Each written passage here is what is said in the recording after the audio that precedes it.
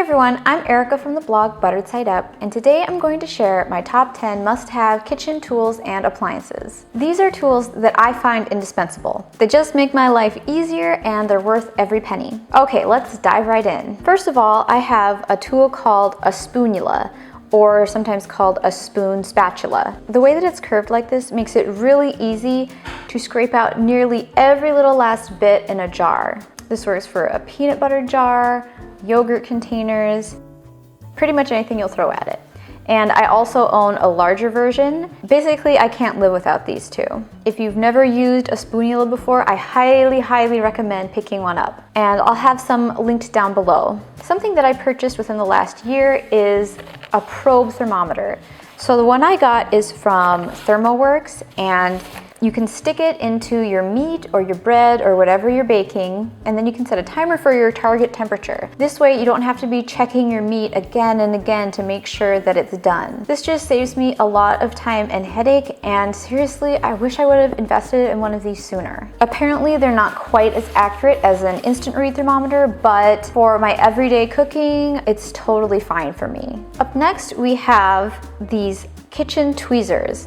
So they're basically these blunt, really long tweezers, and I think that these are great for like stirring ramen or like grabbing noodles or for picking up bacon. They're just a really handy tool and I love these. I would definitely repurchase these. Okay, up next we have a kitchen scale. If you're going to be doing a lot of baking, this is something that is really handy to have.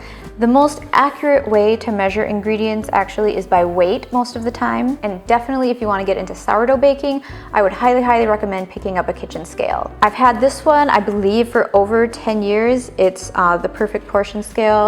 It has like nutrition facts and stuff, which I don't really use this feature, but I found that this little scale has been really durable. Now this next one might seem pretty obvious, but I'm talking about a particular brand here. So this metal spatula is my all-time favorite. I just really like the size of it and the ergonomics. The way that it's bent right here is just perfect for flipping eggs. And I think that it's a nice amount of sharpness so that you can easily get under your fried eggs and flip them. I believe this brand is called Dexter USA, and it is made in the USA. And of course, like everything else, I'll have it linked down below. Okay, so this next one is an appliance, and this is the Instant Pot. I purchased this a few years back, and honestly at first I wasn't in love with it. I didn't really like the results of the meat that I cooked in it, but I have learned a few secrets, a few tricks to this, and now I absolutely love it. It is wonderful for cooking rice. It cooks it nearly perfectly, and you don't have like a bunch of burned rice on the bottom of the pan like you would if you cooked it on the stove. I use it to cook chicken thighs. I love it for making bone broth, and I can make some really good beef stew in here. If this baby gave out, I would definitely be repurchasing it. This is another one that I think that is absolutely indispensable for sourdough baking, or if you're gonna do bread baking in general. It's a set of glass mixing bowls that come with lids. I really like using these for proofing my bread dough, and then I can put the lid on, and then I don't have to waste any plastic wrap or anything. And these are by Pyrex, and this is the 4-bowl set.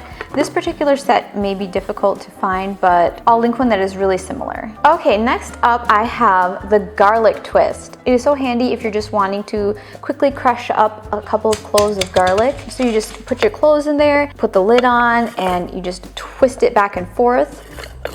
And then you have some crushed garlic. Now the one downside to this little gadget is that it is difficult to get every single piece of garlic out of there, but the convenience of it is worth it for me, and I can even have my kids do the garlic for me. They actually love that job. Another little tool that I think is really handy is a mini whisk, and I actually got a set of 2. One is a little bit longer. These are just really great when you're needing to mix together a small amount of something. They're really handy for when you're mixing up a single serving of cocoa. They make it a lot easier to stir the cocoa powder into the water. They're definitely something I recommend picking up. And last but not least, I have my trusty stand mixer. This makes kneading bread so much easier. You don't have to get your hands all sticky if you're working with a wetter dough. And it is really nice to be able to just turn it on and it will do the kneading for you. Now, I'm not super in love with the shape of the bowl of the particular model that I have, because unless you are doing very large batch baking, it is difficult for it to effectively stir batter. So if you're making just like a regular batch of cookies, you might have a hard time getting everything mixed properly. So just keep that in mind when you're purchasing a stand mixer. Purchase a size based on what size of batches you will make. A deeper bowl is going to be better for mixing small amounts. Now, as a bonus item, I really love offset spatulas. These are wonderful for smoothing out batter in a pan or for frosting cakes, and it's just really satisfying to use. This one I have is by Atiko. I'm not sure if that's how you pronounce it, and I believe it is made in Japan. All right, so those are my top 10 favorite kitchen gadgets and appliances. Let me know in the comments some kitchen tools that you can't live without. All right, if you found this video helpful, please give it a thumbs up and make sure to subscribe for more food and cooking videos. Thanks so much for watching. See you next time. This one, let me know.